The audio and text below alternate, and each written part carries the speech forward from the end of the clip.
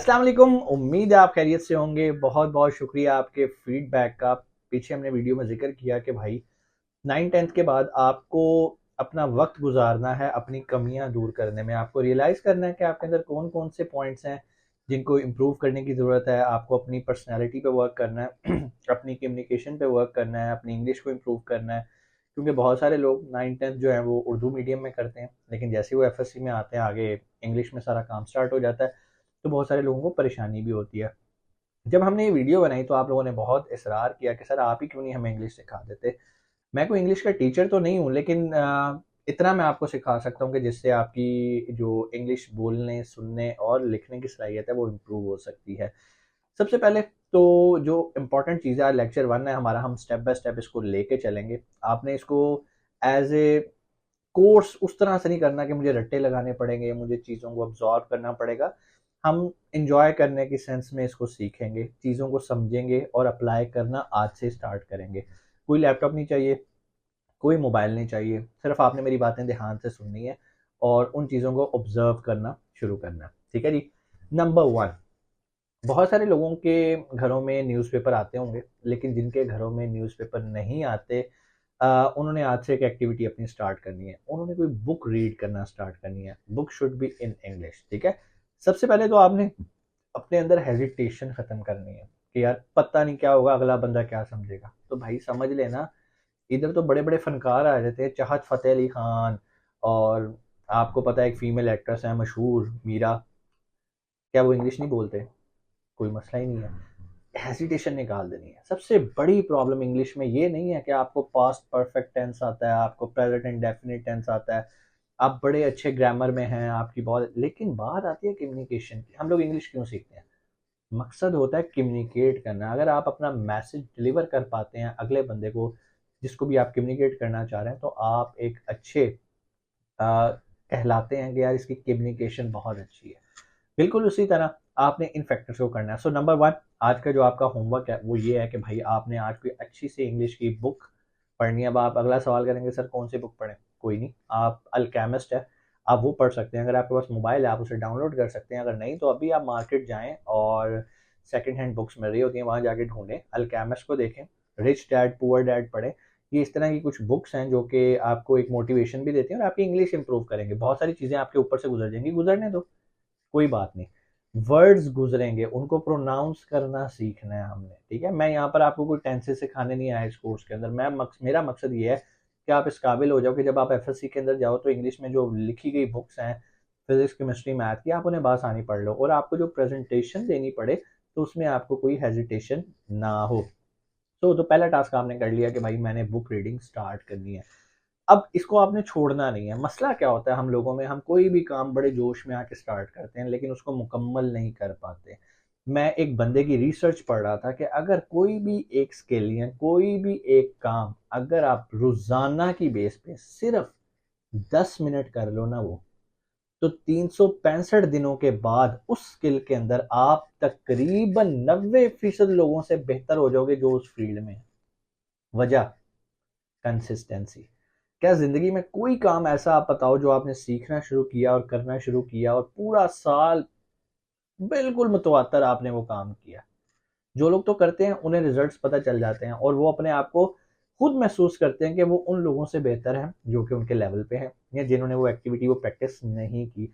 तो कोई भी प्रोफेशन है, कोई भी फील्ड है, उसमें जो सबसे इंपॉर्टेंट चीज़ है वो कंसिस्टेंसी की है।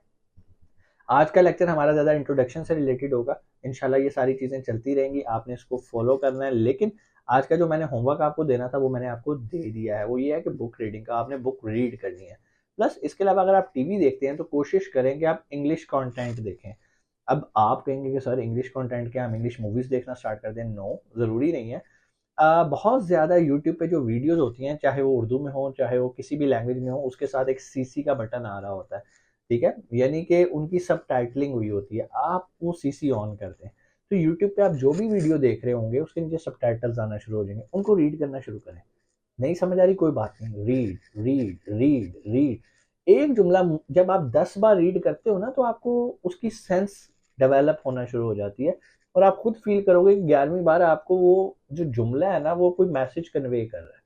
तो बात ही होती है हम पहली बार ही वो पढ़ के हम क्विट कर देते हैं, नहीं यार इंग्लिश पढ़नी नहीं यार, इंग्लिश तो हमारे बस की बात ही नहीं है, इंग्लिश तो पता नहीं कितना बड़ा मुश्किल काम है। कोई भी नहीं है यार, सिर्फ प्रैक्टिस की बात है। जितना प्रैक्टिस करोगे उतना आपके लिए फायदेमंद है। प्लस उसके बाद एक काम आपने और करना है, अपने बहन भाई में से किसी एक को पकड़ लें और एक एक्टिविटी बनाएं कि भाई हमने 10 मिनट बैठ के आपस में फेस टू फेस किसी एक टॉपिक पे इंग्लिश में बात करनी है। जैसी मर्जी टूटी फूटी इंग्लिश जैसी मर्जी आती है बोलना शुरू कर दो यार, पहला कदम उठा लो। ये हेजिटेशन निकाल लो कि भाई लोग क्या कहेंगे, वो तो कहते रहेंगे भाई, नहीं बोलोगे फिर भी कहेंगे, बोलोगे फिर भी कहेंगे।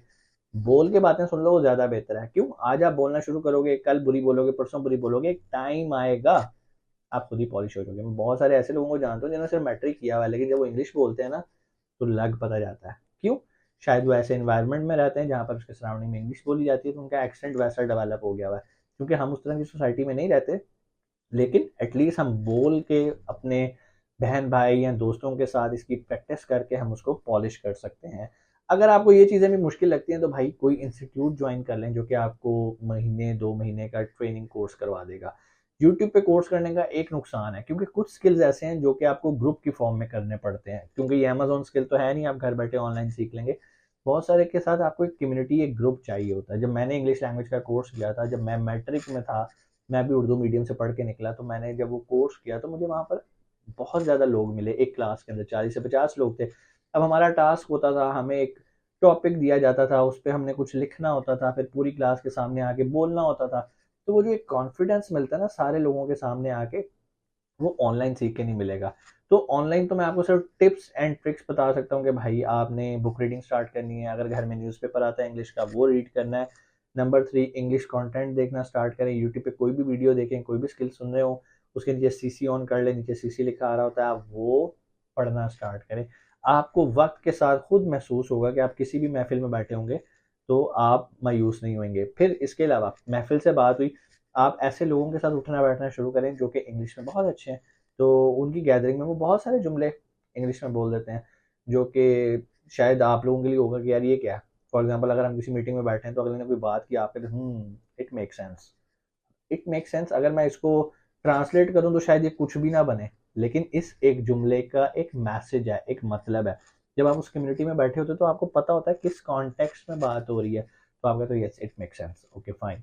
पता चल रहा है कि हाँ आपने जो कहा वो सही कहा, उसकी सेंस बनती है। तो बहुत सारे इस तरह के जुमले होते हैं जो शायद आप अगर ग्रामेटिकली देखोगे तो आप कहोगे इसका तर्जुमा तो कुछ और बनता है, लेकिन वो जो बोलने के अंदाज में और जिस मौके पे वो बोले जा रहे होते हैं उसका बिल्कुल कॉन्टेक्स्ट डिफरेंट होता है। तो इन चीज़ों का आपने ख्याल रखना है। जो 3 चीज़ें मैंने आपको बताई, number 1 book reading, number 2 YouTube पे आपने जितना कंटेंट देखना है वो आपने करना है, नंबर 3 अपने दोस्त भाई को पिक करें, उनके साथ वक्त गुजारें और इंग्लिश में उनके साथ कम्युनिकेट करें। ऐसे लोगों में उठना बैठना शुरू करें जो इंग्लिश में अच्छे हैं, और अपने आप को इस कॉम्प्लेक्स में नहीं डालना कि मुझे इंग्लिश नहीं आती। भाई आ जाएगी, ये कोई ऐसी चीज़ नहीं है। इंग्लिश सीखे बगैर अगर आप मर भी गए तो इंशाल्लाह ये गारंटी नहीं है कि आप जन्नती हो या नहीं। तो ये एक स्किल है। 9th 10th के बाद बहुत सारे बच्चों को प्रॉब्लम यहाँ आती है। अगर आप अपनी इस प्रॉब्लम को दूर कर लोगे इसी स्टेज पे तो इंशाल्लाह एफएससी और उसके बाद जब आप प्रोफेशनल स्किल्स में आओगे, इंजीनियरिंग में, मेडिकल में, तो आपको ये प्रॉब्लम्स नहीं लगेंगी। अभी से मैं आपको इस चीज़ पे फोकस क्यों कह रहा हूँ कि इंग्लिश की जो एक बेस होती है ना वो होती है वोकैबुलरी। आपके दिमाग में जितने ज़्यादा वर्ड्स का मजमुआ होगा उतना ज़्यादा आप उनको यूज़ कर सकेंगे।